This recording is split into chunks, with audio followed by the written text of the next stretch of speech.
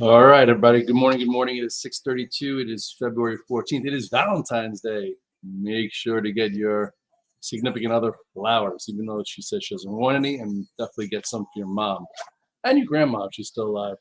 Hope everyone's feeling well. My name is Scott Redler. I'm the Chief Strategic Officer at tflive.com. Welcome to the 630 Club, where we try and go over what the market morning is looking like, what the narrative is, what's been happening, how do we make active money, how do we stay safe, how do we set ourselves up for the future, how do we keep our process strong and figure it all out. Anyway, what's up, boys and girls? Good morning to the alone trader, Ken. Wahoo! Listen, you got to shush up a little bit. You're a little too active on here. You're distracting everybody. Anyway, good job yesterday. I know you made some money short, and to come in saying you're long Nvidia and SMC now, not that much value. Maybe yesterday on the close or during the move. But anyway, let's move on. What's up, Ramsey? What up, Blair? How you doing? Blair's from the Alpha team. Hopefully you're feeling well. Oh, Kenny Palkari, you calling in? You guys want to hear Kenny Palkari? Let's see. This is a good friend of mine. Hold on. Kenny. Hey, what are you doing? You had some sock. Oh, you're on the 630 Club right now with the crew. Say hello. It's all right. It's all right. Everyone knows who Kenny Palkari is from the New York Stock Exchange floor. One of my boys, probably one of the most respected guys from market structure and experience, and also makes some good food, right? Some good food. Well, you have recipes on every one of your notes. I would assume so. I just sent the note out. As a matter of fact, I just publishing it to LinkedIn. All right. Listen, let me do the 630 Club. I'll give you a call back. Goodbye. Kenny Palkari is one of the good ones. Actually, Kenny he used to be on the floor for like 20 years, and he actually moved to Florida, and he writes a really good note, actually a good market note every morning. And at the bottom of the note, he puts a recipe on there, and it's free recipes. That's his shtick. He's got a good little cooking. He also, I remember I've told you guys that I've gone to the Ukraine like 4 times to trade over hundreds of traders, technical analysis, and we did that a bunch of times before Russia invaded. So that hasn't happened, but they would come and do a contest for their 10 best traders, and he would help me get them on the floor of the New York Stock Exchange. And it was like their best experience ever. And then we'd go to Fulton Street Bathhouse, go in the Russian bathhouse, have some Palmini Moscow style, get the Pilates, and then go out. But anyway, let's talk about the morning. Anyway, with that being said, what's happening today? So the futures are bouncing back. All right. So listen, I feel like we did a really good job yesterday or 2 days ago with the topping tail in the S&P to reduce risk, get short. So yesterday, a lot of my community actually made money short, didn't get run over. But then in the last 15 minutes of the day, there was a buy program, and now we're up about 20 handles. So if you happen to have shorted the rally, thinking that maybe we're going lower because every bear is growling everywhere, that this is the start of the 5% correction, the 7% correction. You're coming in today and you're like, all right, futures are up 20. Let me trade around this. If you did buy in the hole yesterday as we came off the lows, you're having an easier morning. So there are a bunch of traders probably on both different sides, but we'll figure it out. So if you look here at the chart, which we're going to get to right now, you look at the chart of of the SPYs, you will see that I'm going to try, and a lot of people they want me to magnify it a little closer, which I get.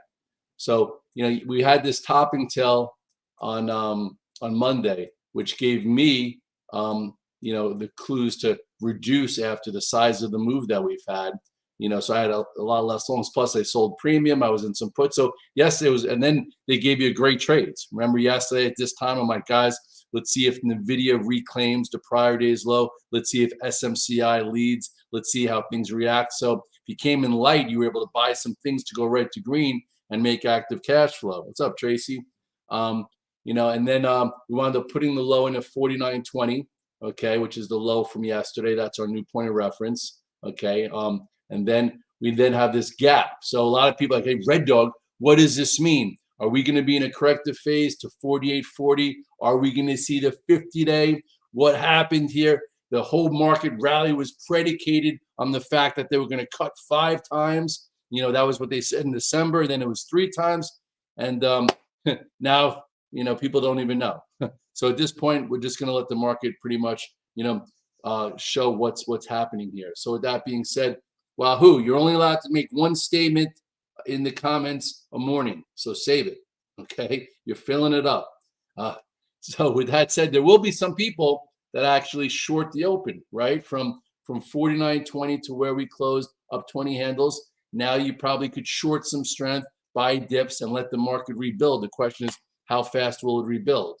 So at this point, you will see, do we open above this gap pivot, and how much of this gets filled, because that's what the hole in the chart is, or not. So do sellers have power to contain price? They haven't been able to do it in the past. We'll see. You can go look at the SPYs. The SPYs right here weren't as high. The SPYs hit a high yesterday of like 495, I think, like 50. So this is a little bit of a misprint. And right now the SPYs are up. They're only up $1.65 now. Before they're up 240. That just was like didn't really make much sense. So it is a little bit above the gap pivot. If the SPYs open up $1.70 and go red, chances are that'll give sellers a little bit of confidence. If we open up a $1.50 and they grind it all day long, they'll probably frustrate some active shorts, and then those who are a little flat-footed that lightened up a little bit to see what's next will also feel like, wow, I wish I had more risk on. But at this point, I don't think you're missing anything. We're just going to trade and be very, very selective. That's the way I think everyone should go about it now. Hold on one second. That's what I'm doing. I went from I had like 8 to 10 positions and options throughout the course of a lot of this rally, and now I kind of want to see what's next. The Qs also, remember, had a red dog reversal, which was right up here after a big move. Okay, this was the high. This was 437.84. Pushed through, couldn't hold it, gap down. So now this is your new point of reference. It held the 21-day, and now you have 431.26 as the gap pivot. Right now the Qs are the Qs above it? Let's see. The Qs are up 2, which again, you look at the size of the move down. It's just the things are just rebuilding and trading. Now we're at 430.70, which is below the gap pivot. So if that's even the real print from yesterday. So anyway, with that said, what's the IWM doing? The IWM has also a gap. Everything has a gap. This was a pretty big, I wouldn't say a surprise, but again, like I said, this was your entry, and then after 3 up days, it wasn't worth taking. So if you didn't take it, you didn't get run over. So now the IWM is, let's see, what's the IWM doing? IWM is a buck 80, 196.43. So it's not quite in the gap pivot, but we'll see. This to me isn't my favorite open. Some shorts are like, I'm foaming at the mouth. I was short on Monday. I covered into the belly of the beast yesterday, went out. Now I'm going to short this bounce again and see how it comes in. That's cool. I like to buy dips, so for me to short, unless I see a signal. What's a signal? Like the market pushes up, your stock doesn't push up, and then you get a nice trade. At this point, I don't foresee so many names just rebuilding and making new all-time highs. So it's going to be one of those types of trading. Okay, so like you look, even though like Nvidia will be a key again. Nvidia yesterday, if you remember, we were in here and I was like, okay, few things could happen with Nvidia. Okay, what are those few things? One, it could hold the 8-day. And look at that, it held the 8-day. 696 as it moved up. What else could it do? It could reclaim the prior low of 712. Okay, and if it reclaims 712, that also shows that the bears don't have power, and there could be a trade there. And then it wound up hitting a high of 734. So this Nvidia was a fantastic trade for the Alpha team, for a lot of us. It was a great thing to focus on. The trend is still strong. I did not take it home long, unfortunately. Some people did. Didn't really close great, so it didn't give me a signal to take it home long.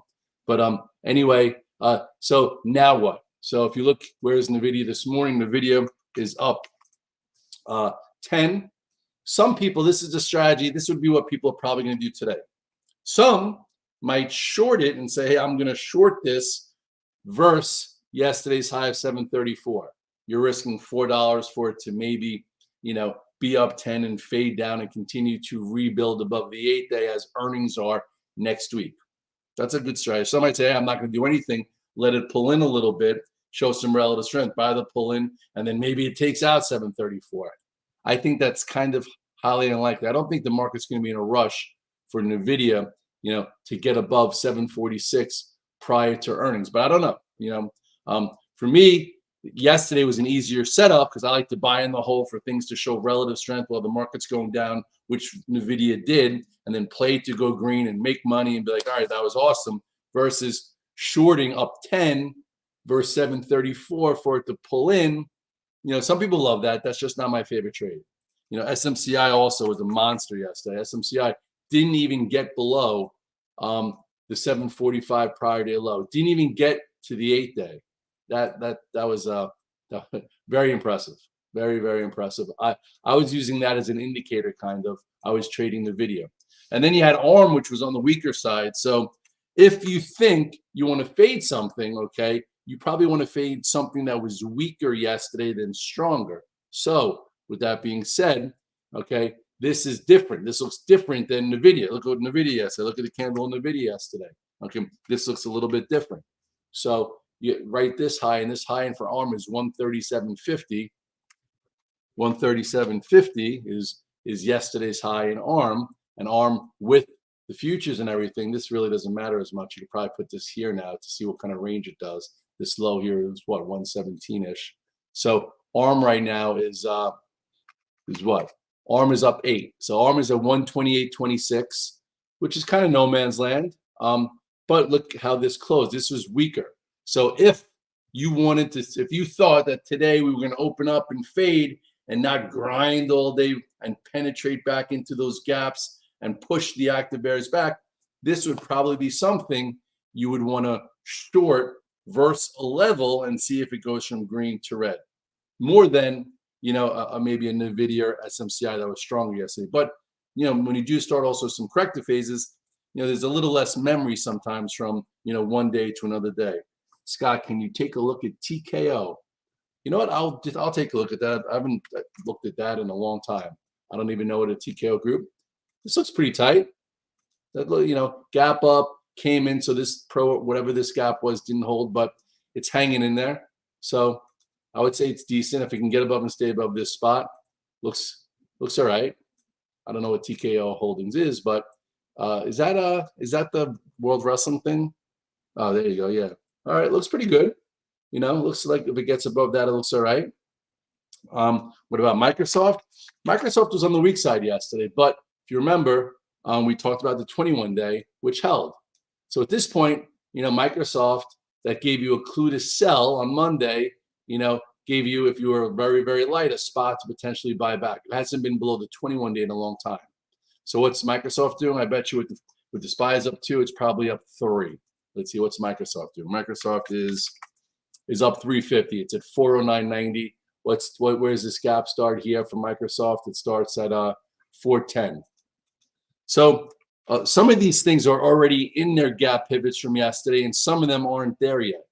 Typically, what I would like usually after a day like yesterday, I would like an inside day, and then you get a nice trade into the gap, and then you see how much of the gap it fills. So Microsoft, which had a little bit of extra weakness yesterday, might be something that you look to see how it reacts. That could be a fade also. That's a lot of people are going to have fade on the brain because of the action yesterday. So the question is, where does that happen? Does it happen at 10:30 this morning or 11:45? So you want to be a little bit careful with that.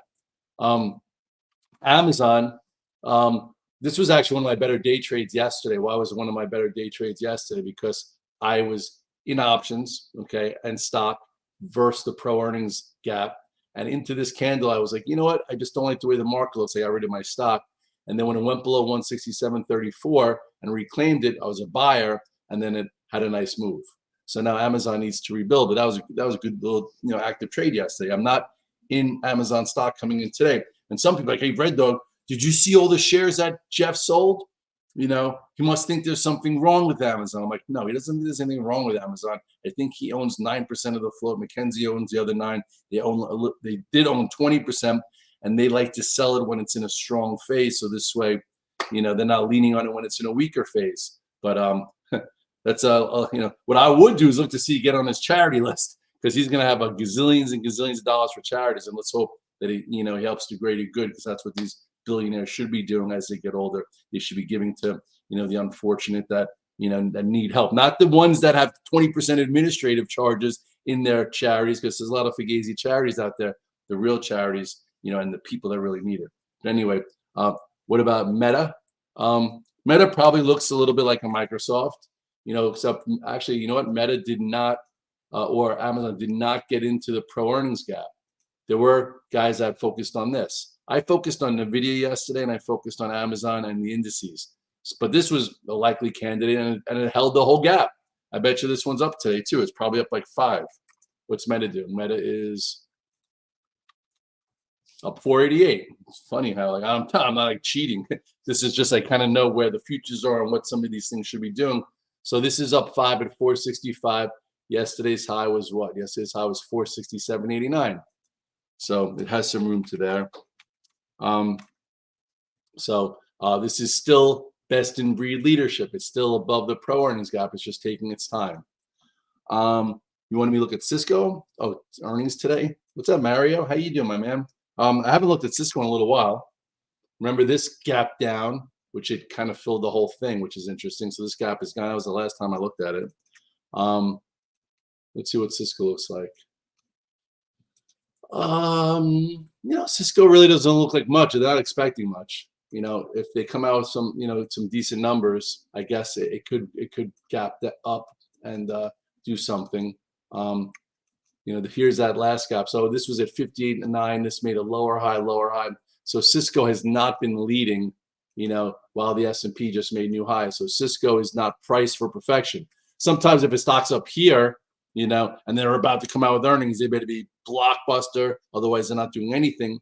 But if you have it down here, if they perform, it probably wouldn't be so, it probably will react well. And then maybe you get a pro earnings gap to trade against. So this is acting okay. I would say, after hours, if it does, this would be resistance 1. This would be like 52.56. That would be a spot where, it might want to stall, or if it's that good, gets back above it.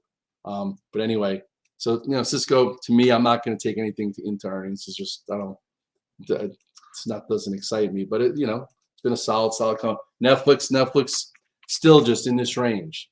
Netflix is hard. Netflix trades by appointment. Netflix, looks good and then it doesn't do anything, and then looks bad and then doesn't do anything. So now you have to lower this to here. Now this point of reference is 549, and at some point, if the market, I guess, wants to have a leader that's going to make a new high, Netflix could be one of them. But at this point, Netflix is still just kind of rebuilding and in a base. And if this market's going to be in a corrective phase for however long, chances are this isn't going to do a whole hell of a lot.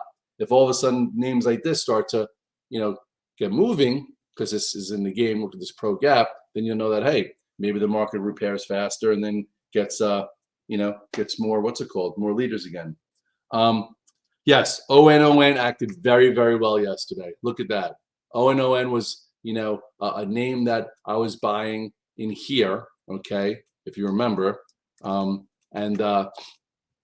bought options for like $1.10, and I bought stock. It was nice and tight, and then you had to move to 30-40. I went out in the public Twitter. I'm like, hey guys, I use a tier system, so sell a third. So I sold a third of my stock up above 30, and I sold some options at 195, 225, 250. And then on yesterday's down move, it didn't bother me. I actually put bids in, and I bought more right here into this 28.50 area, which is what that was now.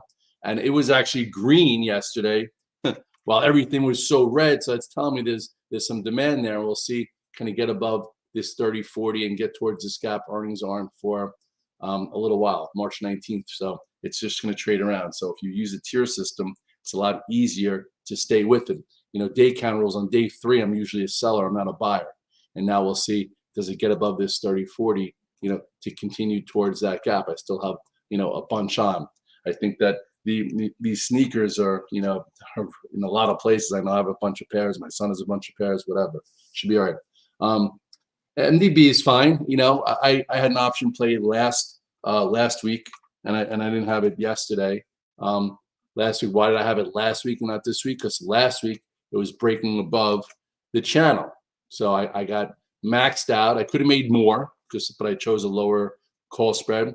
And then yesterday, it didn't act so horrible. Yesterday, made it slow, came off it. You can see a new point of reference. This is 451. It's going to need some time to probably rebuild in this channel.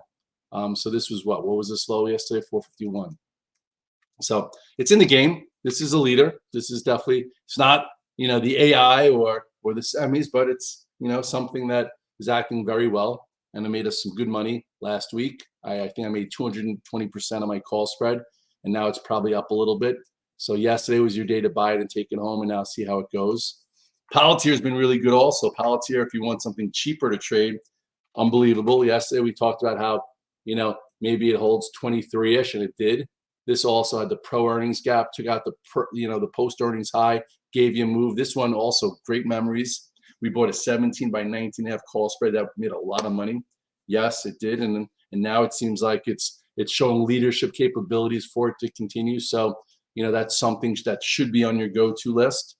Rumble, okay. Also, I told you when I was buying it below 540, and I sold a lot above 8. I'm still in smaller, and it needs a little bit of time. It's just like a concept play. If you look here, this is where we were buying it below 540. So I was selling it into this 810, 830 area, and then it broke this upper area. I didn't buy more back yesterday. I was hoping I could buy more back into here. So now it's probably up a little bit. So I'll just stick with what I have. But I do think over time, Rumble, is acting well. Mara, like crypto is friggin' already back above 50,000. So, not a whole lot to like in crypto. So those crypto names are probably doing well. Somebody asked me to put the weekly chart of Bitcoin up, and it's, been fantastic for people. People were asking me the other day, like, do I think Bitcoin could go to 100,000? I'm like, I'm not going to give it a time frame, but I know it's acting very well. It's something you can put monthly flows in. And if you look at the weekly chart, okay, this is your weekly chart of Bitcoin. It's traded very well technically. You had a technical buy at 28.5. You had a technical buy at the lows. And then it just did give you a pocket wedge, broke above 44. That's when I was buying the ETF from BlackRock. I don't have it right now. I'm not going to lie to you. I don't have any, besides in Coinbase type stuff, I don't have any of the ETFs on. And looks like, 55, 63, 69, right? So both the 8-day and 21-day moving average, just like everything else. Bitcoin is strong. Listen, as Bitcoin goes up in Ethereum, you can hear so much chatter about all the altcoins. You could trade them, but do not fall in love with any altcoins. When Bitcoin corrects and crypto corrects, they go down 90% or more, or disappear, or become zeros. Stick with the big ones. Don't stick with the ones where people name themselves and they become a fad for about 3 months, and then you lose all your money. It's not the way you should go about your business. But anyway, coin earnings are tomorrow. That should be interesting. I think, to be honest, the more of these ETFs come out, the less people need to really trade on Coinbase. So I would think that, I know they hold stuff there and this and that, but I don't know. I'm not going to start actually talking about the fundamentals of Coinbase, but I would think people would have a little bit more confidence holding a ETF from BlackRock than Coinbase. But but I'm sure the ones that are like pure crypto people don't want to go to the establishment, so they're just gonna have a Coinbase. But anyway, this is the ETF that I usually use now, IBIT. I don't use BITO anymore. And coin, I'll take a look at. So coin's been a crazy stock. A lot of us made a lot of money back here when it cleared 74. Some it made their entire November, December. I was more in like Nvidia and SMCI and those guys. And now it'll be interesting. It's coming out earnings tomorrow. I have nothing on. If you were to do something, you should do options. Risk is premium paid for an option play. Binary events, you do not want to ever sell naked calls. You never want to sell naked puts. You want to buy calls or a call spread, or puts or a put spread. And if you do trade for a living, you really don't want to own the stock long or short into the print, because you never know. It's a coin toss. A lot of people were loving Airbnb. Red Dog, you have to be in Airbnb. Red Dog, you have to be in Airbnb. I'm buying 5,000 shares, and then it's down 10. You're down a lot of money this morning. If you bought a call spread and you were risking 3 to make 7, what's the big deal? You lose your premium paid. That's fine for options. But if you trade for a living, that's the way you have to approach that. So right now with coin, this is the prior high here. This is 150. that would be a spot I would have to get at, get above after hours. And then, it was as high as 187. So it's acting better. It's probably up a decent amount this morning, I would think, with crypto the way it is, right? So where's coin? Coin right now is up 11, so it's already above this 150. So usually when I buy options for an earnings play, I like to buy options on down days, so it costs a little less. So it's not, I'm not going to say I have no opinion on the setup, except for stock's been in play, it's acting well, there's still a short interest. Go with calls or a call spread if you want to be long for it. And at this point, guys, listen, it's I spoke for over 20 minutes. I got to get going. So with that being said, there are a bunch of gaps that might get filled. The way we judge action is on whether or not whoever's in control of that gap could actually, keep it there. So if all of a sudden the SPYs fill this gap, the rebuild phase from 503 down to 490 will be faster. And then at some point, we probably take out 503. It's just a matter of does it do it in a week, a month, 3 months. If all of a sudden we open up today and fade and we go lower, chances are, and we don't fill that gap and leaders go red and things act a little faulty, chances are this corrective phase could go on longer and this 490 won't be the active low for the next, multiple weeks. So with that said, these are our points of references right here, 490, 495.30, and then the gap filling in the high, and we'll see, how it happens. Anyway, guys, I got to jump. It's 6:58. I'm already late. Thanks for tuning in. I appreciate you. And just keep managing your process. Know your time frame. Don't go over your skis any which way and follow your rules. So not only could you, attain success, you could sustain success over months, years. I've been doing this now for 26 years, and it's not because I swing for the fences. I try and be consistent with the, with the process and a routine that I like. You gotta like your routine, otherwise you're not gonna do it every day. And you need to have some hobbies so this way you could blow off a bad day if you have one. Later, guys.